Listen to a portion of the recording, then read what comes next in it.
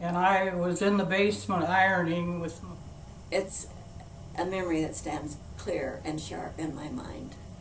And there was a lot of crying. Everybody, I think, that remembers has a different story, to tell. Where were you when you heard JFK died? I worked at Pekin Insurance. It was Farmer's Auto then, downtown. And a co-worker stopped by my desk and told me. And I couldn't hardly believe such a terrible thing could happen. Then later on that day, we found out he had passed away.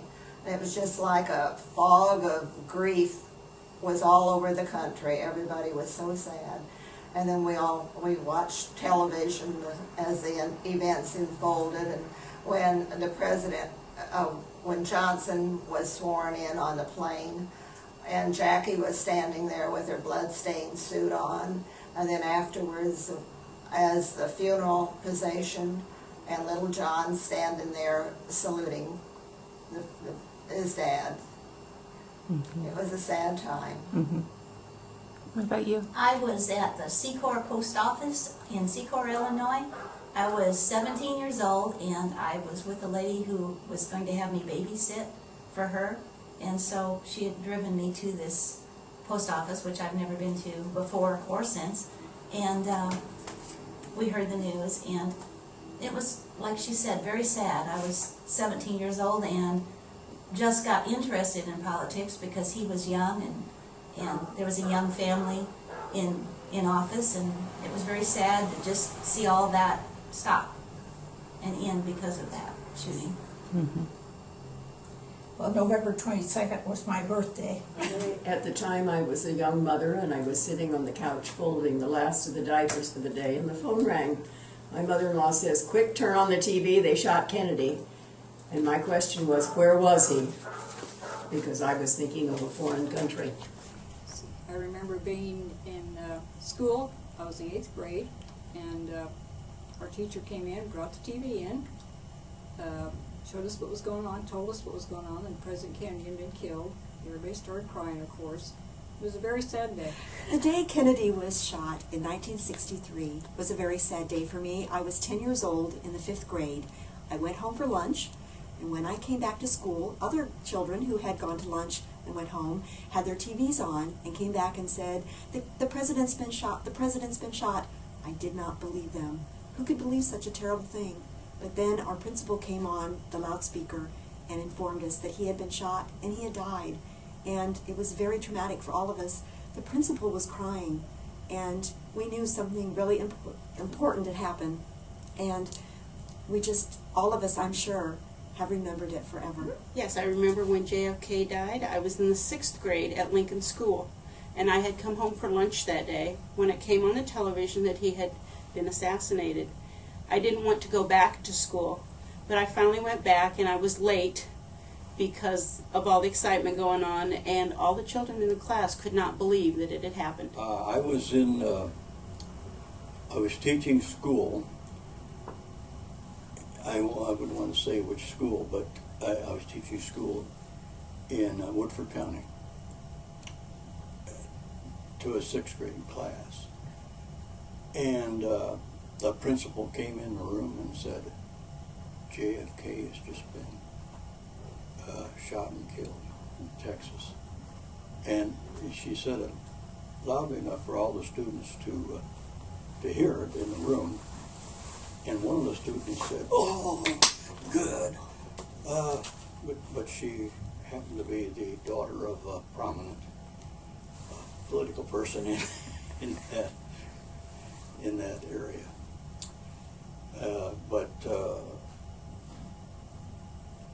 There were. I heard the news of JFK's death on television and was devastated. I had been an admirer of his.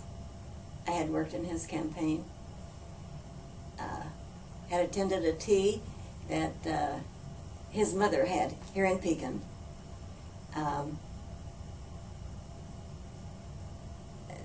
The world, as I knew it, shifted.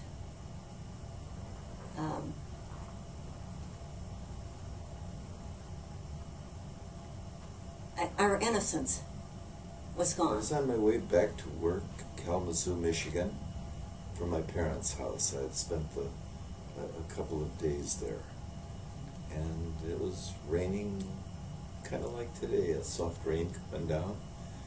And I thought, how sad. Heard it on the radio? Heard it on the radio, yeah. I was in 8th grade, and back in those days, a lot of kids still went home for lunch, and I did so. And my mother had heard it on the radio that he was shot. We didn't know yet that he had been killed. So when I went back to class at some time that afternoon, it was verified, and there was a lot of crying. I was in Mrs. Steiner's 8th grade art class at Washington Junior High School when the principal announced over the intercom system that John Fitzgerald Kennedy had been assassinated in Dallas. Almost immediately, all the girls in the class started crying. I remember Mrs. Steiner sat down at her desk and just broke down crying. All of us boys were completely stunned. The principal told us all that we could leave the building in an orderly fashion and go home to be with our families. And I spent the next 3 days glued to the television set watching the national reaction, the apprehension of Oswald, the murder of Oswald, the funeral cortege and the funeral at Arlington Cemetery. It was a very, very emotional time for everyone I knew, children and adults alike. Well, I was in biology class. It was right after lunch, a little after 1 o'clock. They came on the PA system and said that he had been shot, that President Kennedy had been shot. And even as high school kids, we didn't really think much about the president, but then all of a sudden, it was a very important deal, and we all were sent home. They dismissed classes, and we all left home and left for home and watched it on TV. Mm-hmm. Walter Cronkite did most of the talking. Yes, it seems he like. did. I can remember that so vividly. Yeah, and I was in Miss Craven's math class, so it was right after lunch when I heard the news. But we were classmates, so yes. Yeah, we were in the same school together, West Campus. West Campus, the old Pekin West High Campus. School. The old West Okay, my name is Jim Deverman. I'm president of Deverman Advertising here in Pekin. In the spring of 1963, I had just graduated from Bradley University, and up to that time I had had a deferment, which meant I wasn't going to get drafted as long as I stayed in college. Well, once I graduated, things changed. So I enlisted in the Coast Guard Reserve, which had a very, in my mind, a welcoming appeal. The fact that you could go for 6 months of active duty and then spend 5.5 years of going to reserve meetings back here in the Peoria area. So that appealed to me a great deal. So in early October, I left for the Coast Guard boot camp at Cape May, New Jersey. And I was in my 8th week of boot camp. And on every Friday in boot camp, we have a company that graduates from the boot camp procedure and goes on to an assignment at a military base. Well, again, I said we were in our 8th week of 13 weeks. We were on the parade ground, and the company commander was out there with all the other companies represented to welcome and discharge a company that was graduating. So I noticed that as he was speaking at the PA system, an assistant came up to him and handed him a note. And the note obviously said something about Kennedy, and he got back on the microphone and said, President Kennedy has been shot at in Dallas, Texas, and that's all we knew. Well, our company was scheduled to have haircuts immediately after the parade for the discharge company, and typically when we go to get a haircut, you've got a company of 100 guys, you go alphabetically A through Z. And I thought, well, that's a good deal because D is pretty low in the alphabet. I'm going to get in that chair pretty quick, and I'm going to find out what exactly happened to President Kennedy. Well, wouldn't you know it, they started with the Z's and went to the A's. So by the time I got in the barber's chair, Kennedy was confirmed dead. Okay.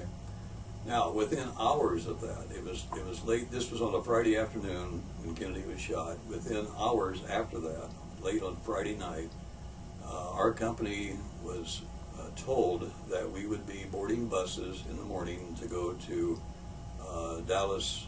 Well, not to Dallas. We would go to the Kennedy's funeral in Washington, D.C., and we would march in his funeral. Okay. So the next morning, Saturday morning, we loaded up on 3 buses and went to a place called Curtis Bay, Maryland. Curtis Bay is a special military installation where they train all the branches of the military to be in honor guards. And of course, there's a jillion honor guards all the time in Washington, D.C. And there's a special step that they do for funerals that you're not taught in boot camp. And so we rehearsed that and became pretty proficient in that. And that was on Saturday. On Sunday, we're taking a break from practicing this special step. We're in the rec hall watching television, and of course everything is about Kennedy, and we can't believe our eyes. We see Jack Ruby shoot Lee Harvey Oswald right there in the police station. What is going on with this? So anyway, all right, so then they lined us up, everybody outside on our company. Anybody who was like 6 foot tall, who didn't wear glasses, was chosen to be in a special honor guard. Of course, that eliminated Jim Deverman because I'm 5.5, I wear glasses, so be it. So anyway, the special honor guard meant that there's 36 steps on the steps going up to the Capitol where the body would be in the rotunda, where there had said 250,000 people were going through the line to view the casket. It was not an open casket, just a closed casket. But every 5th person in this honor guard was a Coast Guardsman. So, and then every 22 minutes, the ones who stood around the casket were relieved and replaced by another person from the Coast Guard. So that was, that took place on Sunday. The next day, Monday, was the actual funeral. We were lined up probably, I think we were assigned to go to the Catholic church where the funeral service would be held. The Kennedy family went from the White House to the church in limousines. And then, of course, the funeral service took place within the church. We did see, what is his name, the Kennedy's son, John, I think they called him, did his famous salute. And I'm not sure it was a salute or if he was blocking his eyes because the sun was right in the faces of the Kennedy family as they came out of the church. But then we formed up as companies, and we marched then from the church some 3 miles to the cemetery. And the Kennedy family and many of the dignitaries chose to walk at that point. And because I was short, this was one advantage for me, because when you do a company in marching style, the very tallest members of the company are at the head of the line in the front, and we're about, I think six Coast Guardsmen wide. Because I was so short, I was near the end, the back of the pack, which made it ideal because when we would turn a corner, I could sneak a look back over my shoulder and see the Kennedy family. And there was the streets in Washington, D.C. are very wide, and incidentally, the crowd is just enormous. I would say 6, 8, 10 people deep everywhere, and people crying and sobbing and extremely quiet. Everybody in deep respect. But anyway, looking back, it was a bright sunny day, and you would see the Kennedy family, and on either side of them were dignitaries from around the world. And in particular, I strongly remember, because of the way they were dressed and their size, there was Charles de Gaulle, President of France, who is a general, and his shoulders are extremely wide. He's a big, tall guy, probably about 6'8", 6'9". He had this bright red tunic on and all kinds of medals on his chest. Beside him was Haile Selassie, Emperor of Life from Ethiopia, and he is probably my size or smaller. So it looked like Mutt and Jeff coming down the street. Haile Selassie, talk about metals, his whole front was just nothing but metal of gold, bright colors of every description. And when the sun would hit that, it would just glisten. He looked like a Christmas tree all lit up. It was just so bright, unbelievable. But things like that you remember. And then we were very close to the actual family because, let's see, there was a horse-drawn caisson which carried the casket, and 6 matching gray horses in pairs pulled the casket. Behind that was a black horse called Blackjack, and the stirrups were in reverse, which indicates a falling soldier. Okay, and so and then of course the Kennedy family. In front of them were a detachment of Green Berets, which was like the SEALs of today, except of course they were handpicked and named by President Kennedy, and that's how the Green Berets started. And then before, or in front of them was an Air Force band, small band, and then us. So we had very close proximity to all of the dignitaries that day. And we made the long march across the bridge, across the Potomac into the cemetery. All of the companies that, like ours, we were not allowed to go into the gates of the cemetery because there were so many other dignitaries that had to get in. But once they got to the actual gravesite, which, by the way, Kennedy, in a way, had picked this out himself. He made a comment just touring Arlington Cemetery. He said, I could spend the rest of my life here, not knowing that he was going to spend the rest of his life there. I was when I heard President Kennedy had been killed, I was at SIU, Southern Illinois University at Carbondale. I was a student there, and I was working at the printing service there on campus, and I was back helping the artist. I was whiting out dots, black dots in the papers that had to be run, and I remember that someone coming back, it was Doc Holliday that worked there, came back and said, the president's just been killed. And I had this stuff, and I went like that, and I ruined a whole page of copy that they had to redo because I smeared it so bad when they said, President Kennedy has been killed. So that was my recollection. And mine was, I was in Emporia, Kansas, when President Kennedy got killed, and I was on my way home and listened to it on the radio. November 22nd, 1963, my best recollection is I remember after school going down to Ting School on Ann Street in Peoria, Illinois, with my parents and other parents taking their children down for a carnival. And I can remember the parents talking about John F. Kennedy, the president, getting killed, and just how much passion and emotion there was from the people, the parents being all just excited and worried, and you could tell that it was something to be concerned about. Well, I remember when John Kennedy was killed, because at the time I worked for Illinois Bell Telephone Company, and we were working in Lewistown, Illinois, rolling up old iron wire, and it began to rain so had that we got in the truck, and we had a small radio on the dash, and we turned it on, and the announcement came on that Kennedy had been killed. At that time, I was a student at St. Joseph's School in Pekin. I was in 4th grade, and my instructor was Miss Jane Hall. And I remember being in the classroom, and a student from the upper grades came to our classroom and called Miss Hall out to the hallway and gave her the news, and then she came back in and told our class.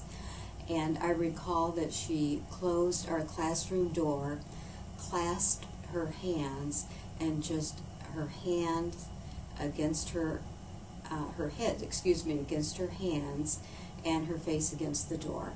And we just all really sat there stunned.